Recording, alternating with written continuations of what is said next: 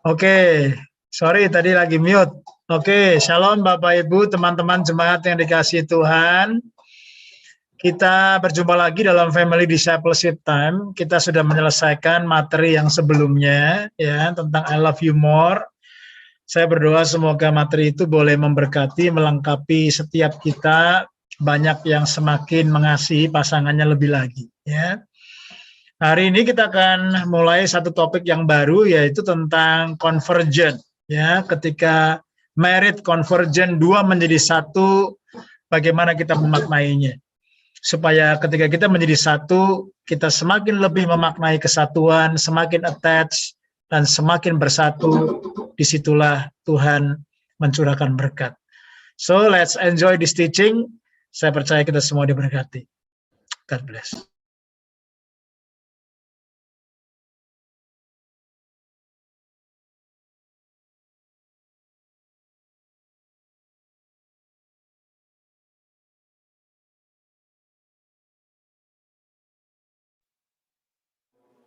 You guys are marriage experts, written a number of books on the subject, talk all over the country. Why should I or should a person get married? I think it's a great question if you start by saying most people get married because it's just the convention or just because it's expected. I think there's a real sense of saying that there's a lot of people who get married at the wrong time to the wrong person, supposedly the wrong person, and they really haven't thought through, why would I be married to begin with? I think it's a great question to begin. Why should I get married versus why should I? Is there a false expectation associated with marriage? I mean, you talk about they get married at the wrong time for the wrong reason, and we've all probably sat in weddings where you're just in the back of your head, you're almost putting money on it, just going, I give this one whatever, because of for whatever reason. And most marriages, I think, these days end in divorce, and so it's a complicated thing. But why do people get married for the wrong reasons? What are some of the wrong reasons that they get married for? Well, if you think in terms of 55 to 60% of marriages end in divorce, I mean, would you go to a restaurant that you knew 50% of the chance you would get food poisoning? Mm. Or take a flight that you knew had a 50% chance of going down? I mean, marriage is incredibly risky, and most people get into it so blindly with naive hope that somehow it will work out for them. So to stand back and to go, loneliness, there has to be a reason that includes that, but goes beyond that as for why you would actually get married. Yeah, and I would add that an answer to that question is also loneliness, that people jump into marriage because they're lonely, and they think that marriage is going to solve all their relational and sexual problems. I see this in the undergraduates I teach. They have high expectations of what marriage is going to do for them, and then they get married, and then all of a sudden all the problems enter in. I think marriage creates a context in which you're exposed in a way that you will never be in almost any other relationship. So in that sense, the purpose of marriage is to show or to open the door for you to see what a wreck of a human being you are. But it's meant to as well entice, that is to draw you into a kind of relationship where that wreck has an opportunity to be reconciled, to be changed, transformed in a way that no other relationship quite like that can create. Why not live together before getting married or as a replacement for marriage? I mean, we're Christians. I'm coming from the perspective of that's not the best idea. But as experts, why not? Well, because you assure yourself that you have not provided enough of a context of protection for when the danger begins to really get severe. In one sense, when I'm on a high rope, I want some kind of net below me. Otherwise, I know I'm going to fall. Mm-hmm. And if I don't fall with a net, I will be crushed. So in that sense, living together is do so, but you're on a really high wire and you have no net. So when things really get nasty, I mean, there are times in my marriage where I just thought, I'm either going to be divorced or be divorced, but the pain of having to go see an attorney is enough for me to actually say, I think I'll stick this out another day. Mm-hmm. Try to make it work, yeah. Do Christians have a kind of idealized perspective on marriage? I hear in marriage books a very simple solution. I mean, it's almost a commercialization of how marriage can be perfected. If you just do these 3 things, understand these 5 principles, or understand this perspective, everything should work perfectly. Is that the truth? Not for me. Nor for me. Yeah, but have you even read those books and applied them? Maybe it is, and we just don't know it. That's right. Well, I appreciate those books because they sell more than mine. But they also they create a desire for some kind of methodology that really does help you avoid the madness of life. But my conviction is that when you begin marriage, if somebody would just say to you, this will be at its best a taste of heaven like you've never had in this life. And there will be moments, maybe many moments, where it will be a taste of hell that you, because you're a believer, will never know fully and completely for eternity. But on the other hand, you will have a taste of hell like you've never experienced in almost any other relationship. Holding those together is a kind of realism that says, what did you think this was going to be? Yeah. Mm-hmm. Mm-hmm. Yeah, some of the best advice I got was listening to some tapes by a counselor that said, hey, you're getting married to another sinner. What do you think happens when you bring 2 sinners together? You think that's going to solve the sin problem? It's only going to intensify it. And to go into marriage with that kind of expectation helps you understand that when you have your fights and conflicts, that you don't start running for the door immediately. Which then begins to be, what's the purpose of marriage again? Yeah.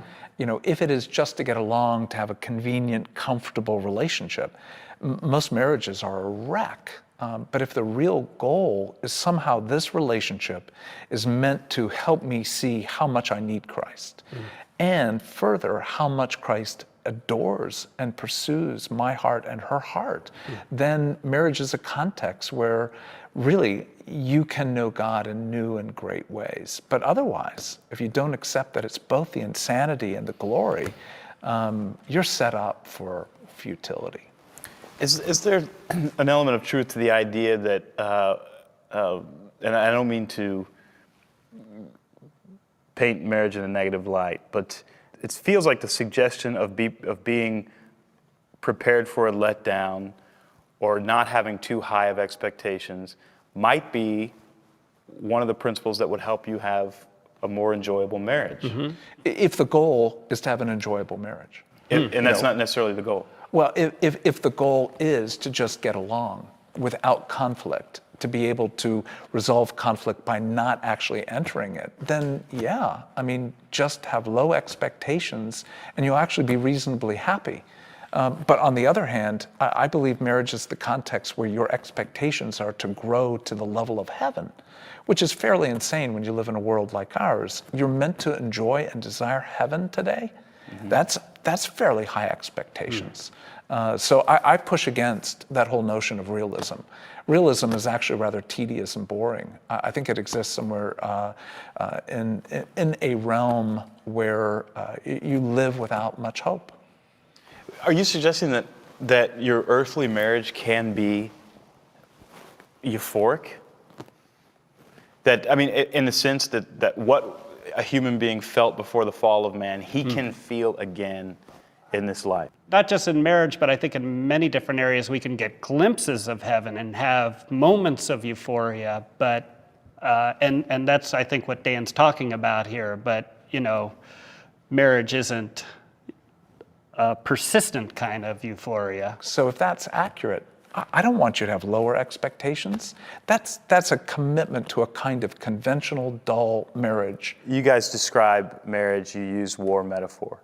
And your book, Intimate Allies, talks about being allies in contentious situations. How is marriage like? I think a lot of people watching would say, yes, my marriage is like a war, but that's probably not the kind of war that you're talking about. What do you mean by intimate allies? To me, it's a lot about prepositions. You know, I fight with my wife. Ultimately, I want to think that my marriage is something that engages darkness. and engages it because our marriage bears some light.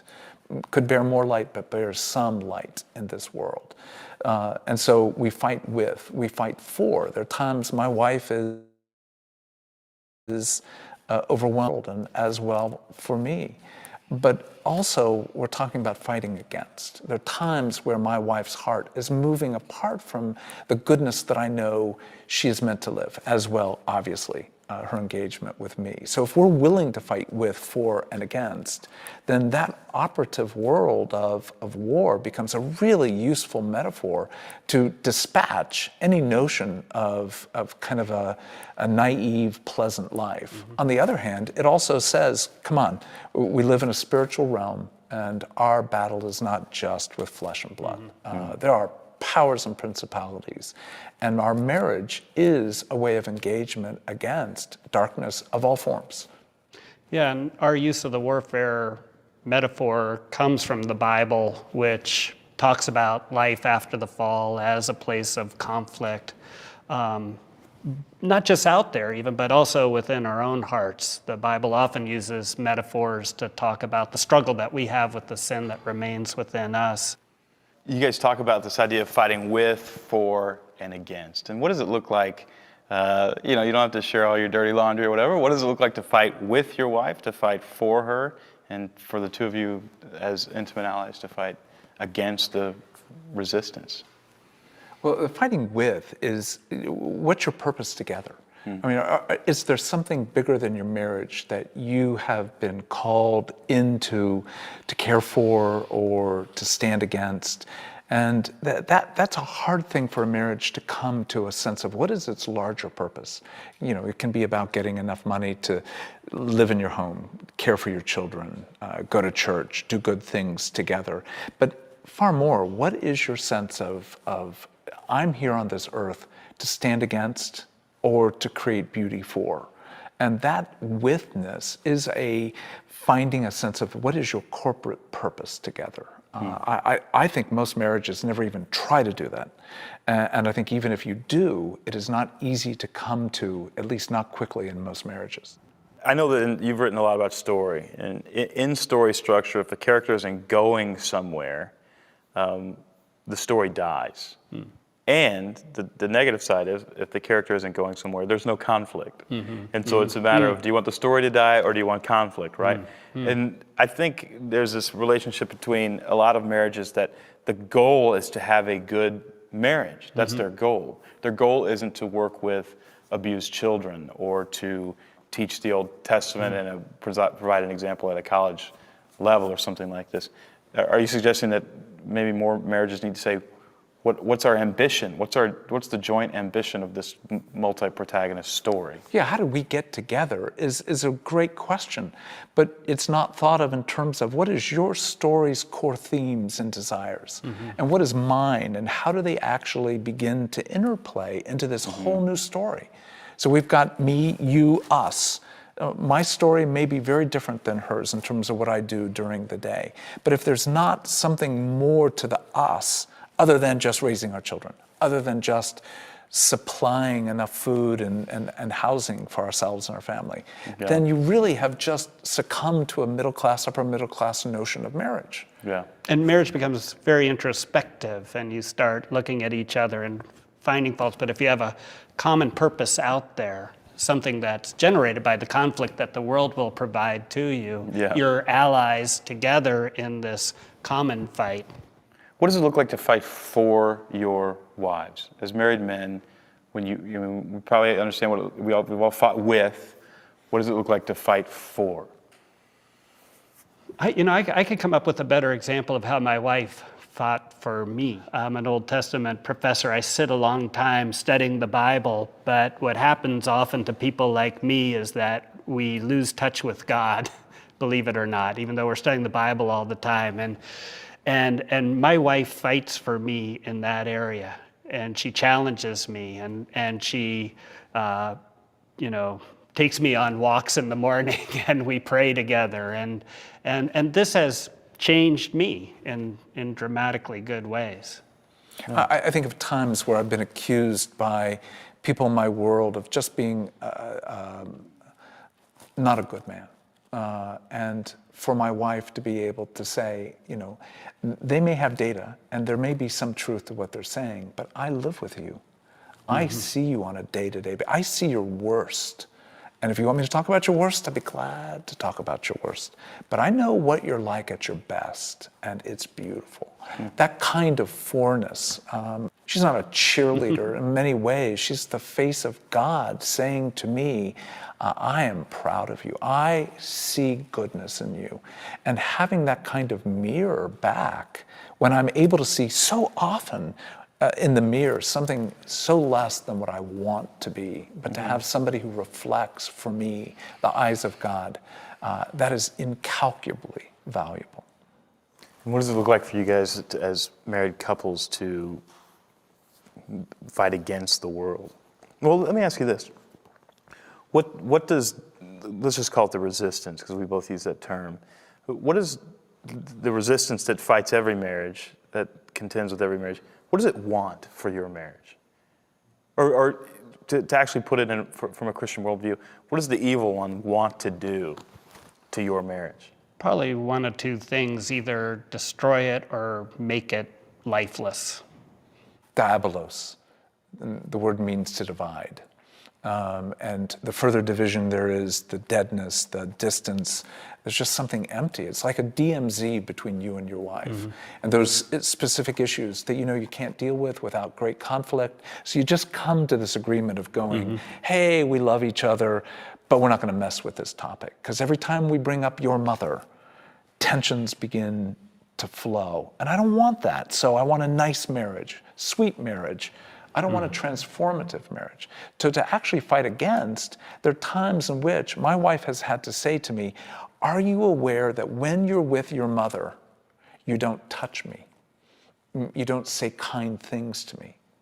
I mean, that data stunned me, and yet right in front of me, my wife had the data for me to invite me to say, why am I awkward in the presence of my mother being intimate with my wife? What is the evil one, what does he get from destroying your marriage? What does it do to the world? Do you know what I mean? It mars the Trinity. It makes the gospel look ridiculous. It in many ways says there is no fundamental truth anywhere in the world, and you are alone, and you get to determine everything about life. In other words, it's the very core of what happened in the fall. You are alone, and you get to determine truth, which always leads to disaster. See, I mean, in order for a marriage to work well, you have to be a pretty serious optimist. I mean, cynicism is not going to serve you. Well, not a blind optimist, Don. If you go in with that expectation, you're going to be gravely disappointed. But someone who believes in redemption, someone who has hope that change can happen, that you're just not mired in your present situation. Yeah, I think of optimism as a way of saying you're not going to die. Here's the good news. Right. You will die. And here's the bad news. It'll be a painful process. Now, given that, how do you want to live with hope in the middle of that? So the phenomena of wild hope, while at the same time a kind of realism that I'm going to see more and more and more as I age, more and more the reality of why God had to die on my behalf for the sake of redemption. So marriage is a place where either the gospel becomes more real, or it just becomes more superficial and fundamentally insane. But to go back to that question, why is evil so committed to destroying marriages? Well, I think a marriage in many ways reveals something of the complexity of what God is. God, Jesus, God, man, God. How do you hold the dual nature of God together? It's just too hard for me to comprehend. How do I hold Trinity together?